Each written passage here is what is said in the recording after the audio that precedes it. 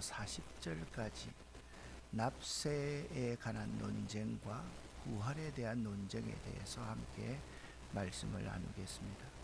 이미 말씀드렸듯이 20장은 논쟁에 관한 내용이 나옵니다. 예수의 권위, 예수가 성전을 청결하게 하는 것이 어떤 권위를 가지고 하느냐라고 도전해 왔는데, 예수님이 그 논쟁에 대해서는 악한 농부의 비유를 통해서 너희가 바로 그 악한 농부야 라고 예수님께서 그 시대의 유대 지도자들을 지적했습니다. 오늘은 거기에 대해서 그들이 다시 마음을 모두어서 예수님께 도전하는 내용이 바로 오늘 본문 말씀의 시작입니다. 그들은요, 예수님을 지지하고 있던 민중들 사이를 이간시키려고 하는 이간책을 사용하고 있습니다. 그 납세에 대한 논쟁을 이렇게 시작합니다. 율법학자와 대제사장들은 예수님을 쭉 지켜보고 있었습니다. 그리고 의로운 사람을 가장한 한 사람을 보내어서 예수님을 시비를 터서 터집을 잡으려고 그렇게 했습니다. 그리고는 예수를 체포해서 총독에게 넘기려고 했다. 종교인들이 이런 행동을 한다는 것 자체도 사실 말이 안 되는 거지만, 그들은 그런 행동을 아주 너무 쉽게 하고 있습니다. 오늘 본문 내용을 요약하면 본문은 이런 내용입니다. 서기관과 율법학자들과 대제사장들이 예수께서 말씀하신 악한 포도 농부의 비유가 자기를 가리켜서 하신 말씀인 줄 알고 예수님을 잡으려 하나 백성들이 두려웠습니다. 이에 예수님을 총독에게 넘길 구실을 찾기 위해 정탐꾼을 보내어서 예수님의 말씀을 책잡게 합니다. 그들은 스스로 자기들이 의로운 사람인 척하면서 예수께 나아가서 로마 황제 가이사에게 세금을 바치는 것이 옳은지를 묻고 있습니다. 예수님께서는 가이사의 것은 가이사에게, 하나님의 것은 하나님께 바치라고 말씀하시자 그들이 책잡을 구실을 찾지 못하고 침묵하는 내용이 이 내용입니다. 이 내용은 우리가 너무나도 잘 알고 있는 내용입니다. 21절부터 26절까지 계속적으로 한번 읽어 보겠습니다. 이들이 예수님께 물었습니다. 선생님, 우리는 선생님이 옳게 말씀하시고 가르치시는 것을 압니다. 선생님은 차별을 하지 않으시며 진실되게 하나님의 길을 가르치는 것을 압니다. 우리가 가이사에게 세금을 바치는 것이 옳습니까? 옳지 않습니까? 아멘. 우리가요, 이 말씀을 읽으면 그냥 가이사에게 세금을 바치는 것이 옳습니까? 옳지 않습니까? 이 부분만 가지고 지금까지 성경을 해석해 왔는데, 이 첩자가 하는 말을 잘 한번 새겨봐야만 합니다. 우리는 선생님이 옳게 말씀하시고 가르치는 것을 압니다. 그러니 이 나라 상황을 잘 알지 않습니까?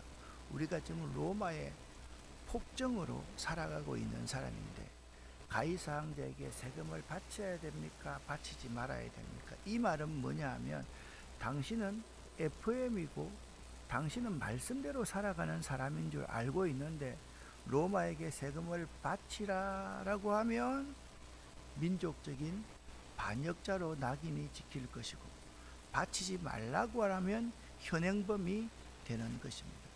이래서 예수님께서 이들의 계략을 아시고 이렇게 말씀하셨습니다.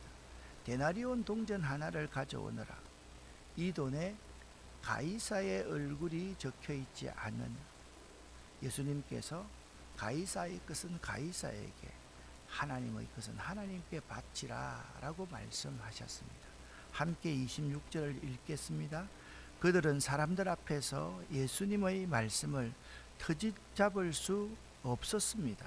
오히려 예수님의 대답에 놀라서 말문이 막히고 말았습니다. 똑같은 말씀을 듣고도 반응이 전혀 다른 두 부류의 사람이 있습니다.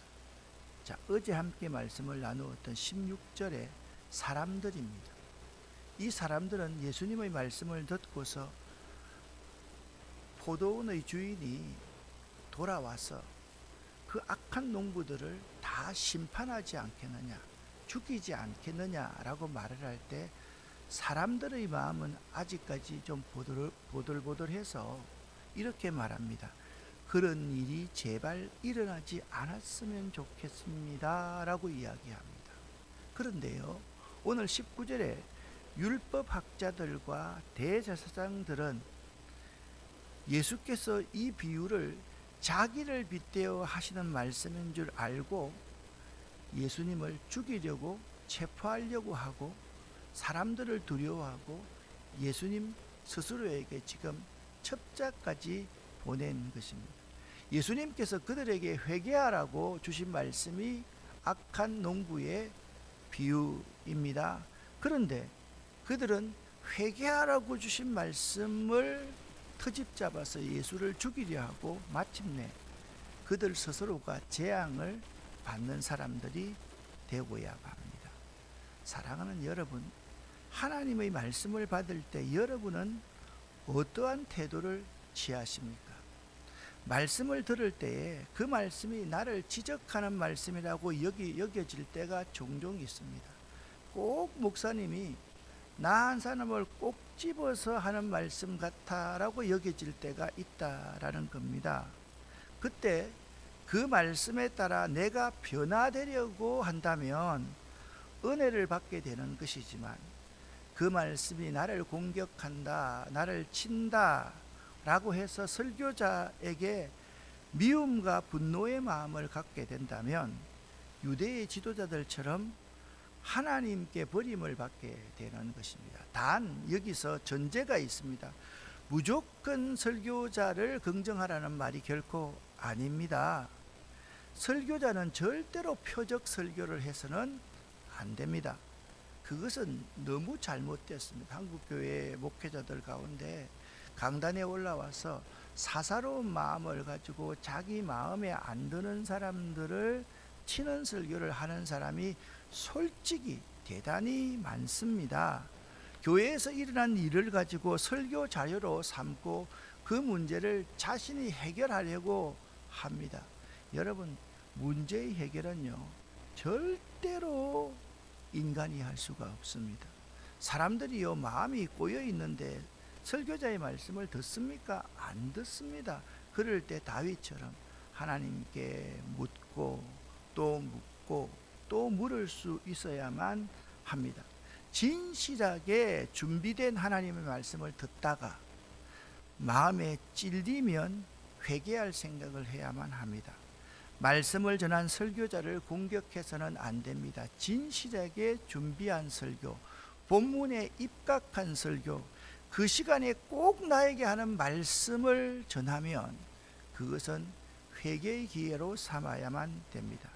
자칫 하나님을 공격하는 것이 될 수 있기 때문입니다. 이어서 부활에 대한 논쟁이 일어났습니다. 27절 말씀을 보니까 부활이 없다고 하는 사두개파 사람들이 있었다라고 말씀하고 있습니다. 근데 이걸 이제 잘 해석하기 위해서 20장 1절의 말씀을 여러분 잘 한번 생각을 해야만 합니다. 예수님께서 성전에서 사람들을 가르치시며 복음을 전하고 계실 때 대제사장들과, 이 대제사장들이 누구냐 하면 주로 사두개파 사람들이었습니다. 이들은요, 모든 성전과 예배를 다 장악하고 있는 사람이었기 때문에 매우 부자였습니다. 그리고 이들은 현실의 모든 권력들을 다 유지하고 있는 사람들이었습니다. 그러니까 사두개파 이퀄 누구라고요? 대제사장들 그룹이다라고 생각하시면 됩니다. 율법학자들은요, 바리새파 사람들입니다. 이들은 있잖아요, 모세오경을 중심으로 해서 율법에 아주 정통하고 하나님의 말씀을 필사하는 그러한 사람들이었습니다. 그런데 대제사장들, 사두개파 사람들은요, 현실이 너무 좋기 때문에 부활을 믿지 않습니다. 내세도 믿지 않습니다. 하나님의 심판도 믿지 않습니다. 그 사람들이 그 나라 종교 지도자들로 있으니까 그 종교가 어떻게 타락했는지를 알 수 있을 것입니다. 바리새인들은요, 율법학자들은 내세를 믿습니다. 그리고 부활도 믿습니다. 심판도 믿습니다. 자, 오늘 지금 요 두 부류가 함께 마음을 모아서 예수님을 트집 잡으려고 공격하고 있는데 지금 부활에 대한 논쟁이 일어나고 있는 것입니다. 그러면 생각해 보세요. 사두개파 사람들은 부활이 없다, 바리새파 사람들은 부활이 있다 라고 생각하는 사람들이다 말씀드렸습니다. 28절부터 33절까지를 쉬운 성경으로 읽어 보겠습니다. 그리고 예수님께 물었습니다.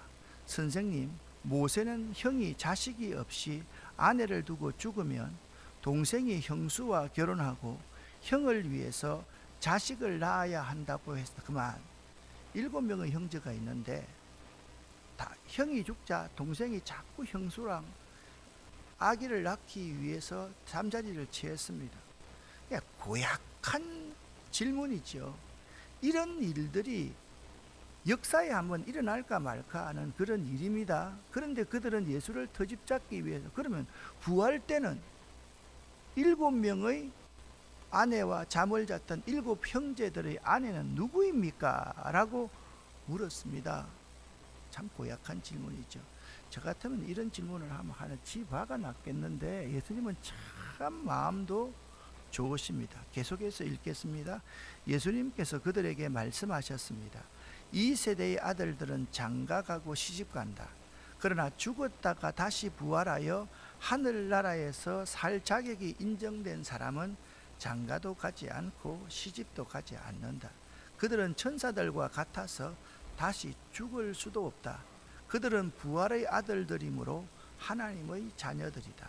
죽은 사람들의 부활에 대해서는 모세도 떨기나무가 나오는 대목에서 잘 보여주었다. 모세는 주님을 아브라함의 하나님, 이삭의 하나님, 야곱의 하나님이라고 하였다.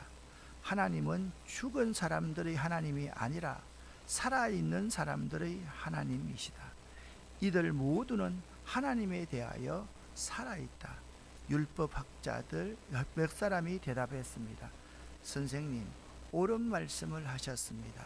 사람들은 예수님께 감히 더 이상 묻지 못하였습니다. 아멘. 39절 이해되지요?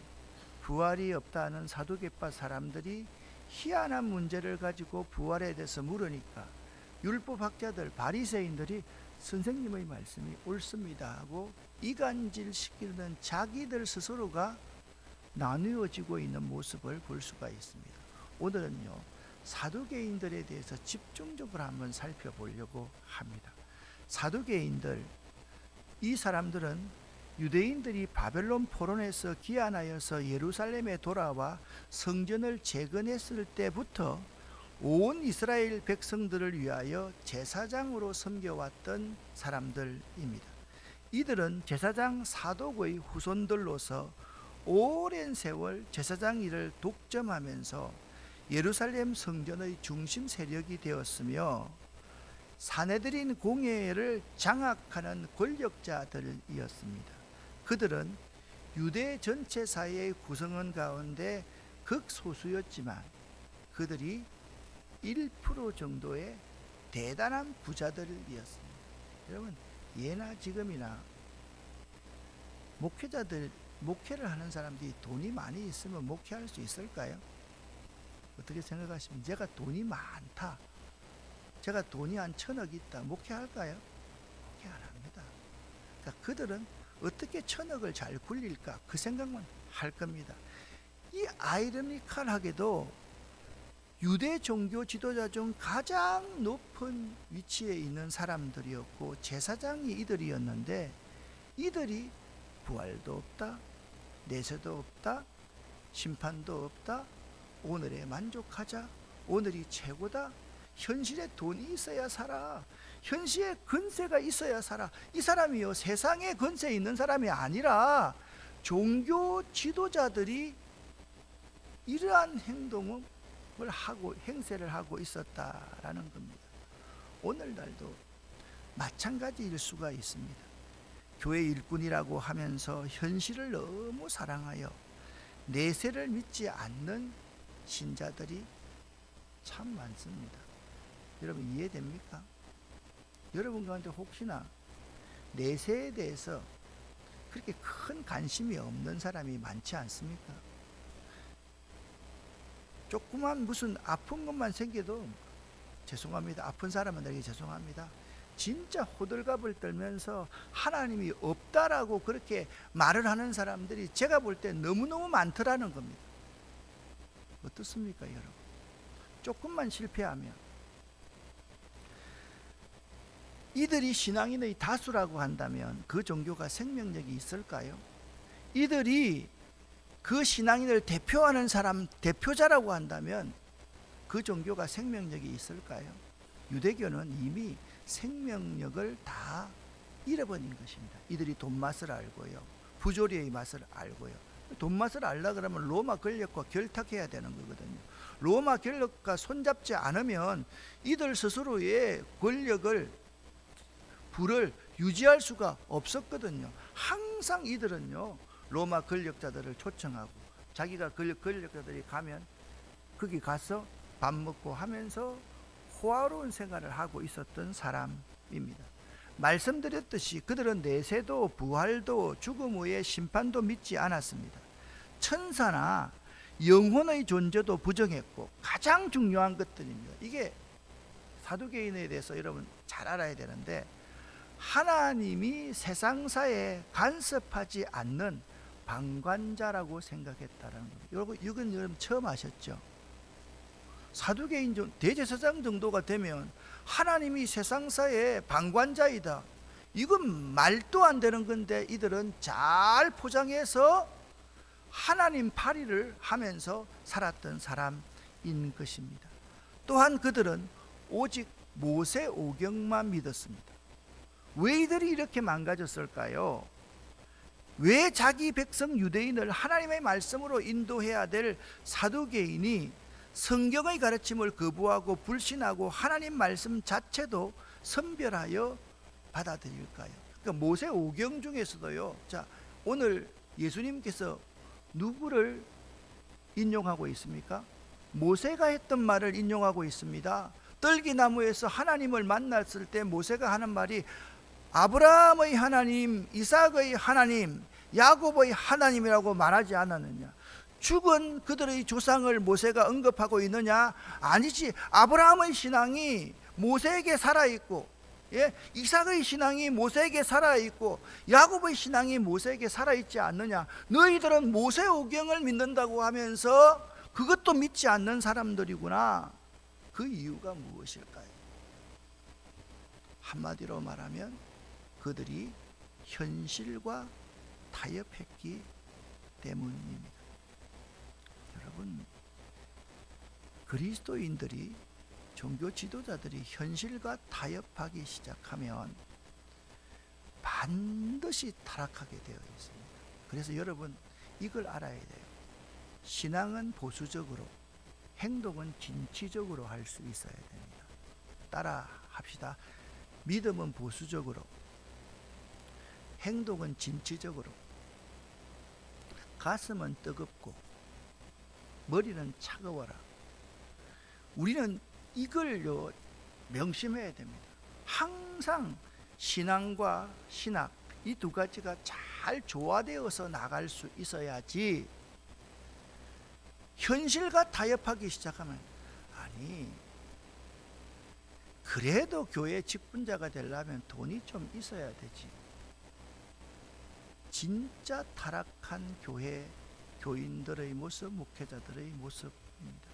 사랑하는 성도 여러분, 우리 모두는 현실과 믿음의 차이에 괴리를 느끼며 살아갑니다.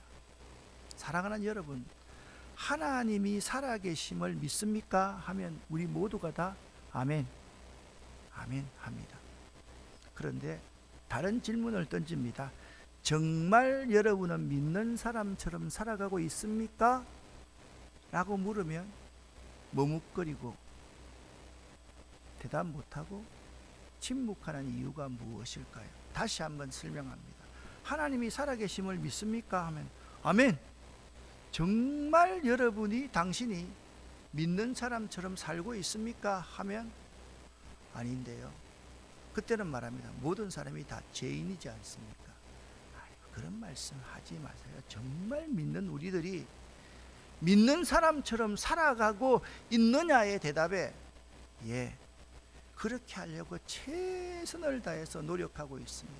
십자가를 지기 위해서, 가난하고 불쌍한 이웃을 돌보기 위해서, 그들과 마음이 하나가 돼서 그들을 끌어안기 위해서 최선을 다해 노력하고 있습니다 라고 대답할 수 있어야만 됩니다. 우리가 믿는 것과 우리가 살아가는 현실이 다를 때 우리의 눈을 어디에 맞추어야만 할까요?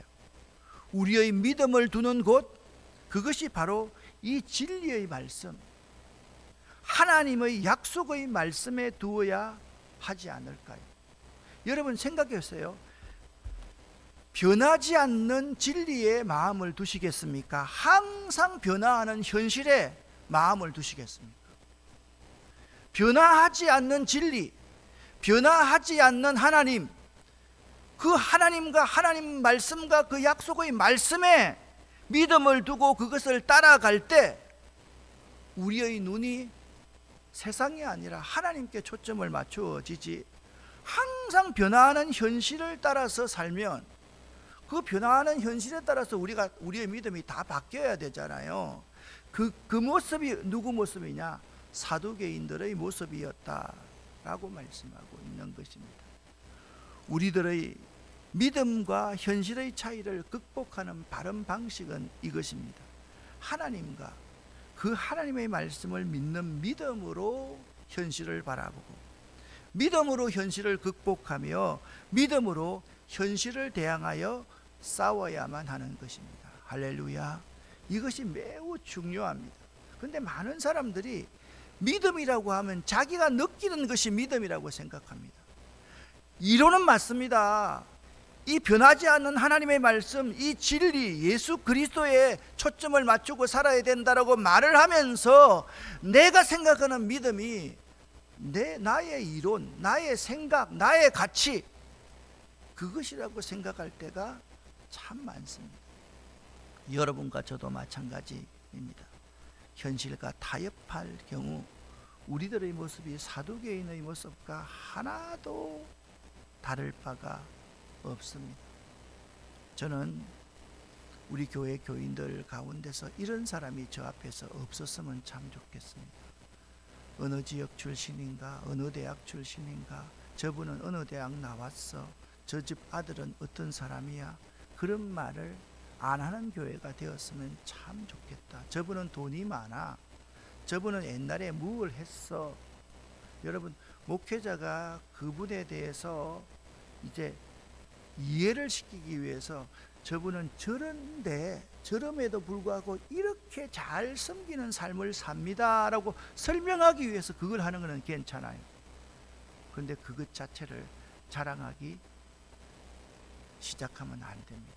이러한 사두개인들이 형이 죽으면 동생이 그 형수를 취한다라는 형사치수 제도를 들고 와서 예수님께 찾아와서 묻습니다. 이게 말이 됩니까? 그들이 부활을 믿습니까? 그들이 내세를 믿습니까? 그들이 심판을 믿습니까? 그들이 천사를 믿습니까? 그들이 하나님 말씀을 온전히 믿습니까? 아무것도 안 믿는 사람들이 예수님께 와서 부활 때 누구의 아내가 됩니까? 라고 질문한다면 얼마나 큰 모순 덩어리이겠습니까? 사랑하는 성도 여러분, 그렇다면 사두개인들은 현실의 가난하고 소외된 자들을 돌보고 사랑하느냐? 결코 그게 아니지 않겠습니까? 모세 오경이라도 바로 지키느냐? 전혀 자기의 편의에 따라 해석하지 않습니까? 여러분 생각해 보세요. 아브라함의 하나님, 이삭의 하나님, 야곱의 하나님이라고 말하는 것은 이게 바로 부활을 이야기한다라고 예수님께서 말씀하고 있지 않습니까? 아브라함이 자기의 독자 이삭을 모리아 지방의 산에서 제물로 드리는 것에 무엇이 포함되어 있습니까? 하나님께서 독생자 예수를 십자가 위에 못 박은 것은 이미 예표하고 있다. 그리스도가 이런 사람일 거다라는 사실을 그들 스스로가, 율법학자들은 다 알고 있었습니다. 근데 사두개인들은 믿지 않고 있다라는 것입니다. 사랑하는 여러분, 현실과 타협하지 마시기를 간곡히 부탁을 드립니다. 목사님은 현실을 잘 모르잖아요. 목사님 직장생활 해보셨어요? 목사님 사업 해보셨어요? 그러면 직장생활 해본 내 같은 사람은 해봤어요 라고 말을 하지만, 직장생활 해봤어요 안 해봤어요가 중요한 게 아닙니다. 내가 정말 변하지 않는 그 진리에 내 마음, 내 믿음을 두고 있는가. 항상 변하는 이 세상에 내 믿음의 근거를 두고 있는가. 믿음은 믿음이다. 무슨 말씀입니까? 믿음은요, 변치 아니하는 진리에 마음을 꽂아두는 것, 이것이 믿음입니다. 꼭 명심할 수 있기를 예수 이름으로 간절히 축원합니다. 다시 따라합시다. 믿음은 믿음이다. 변치 아니하는 진리에 여러분의 마음을 꼭 두시기를 바랍니다. 기도하겠습니다.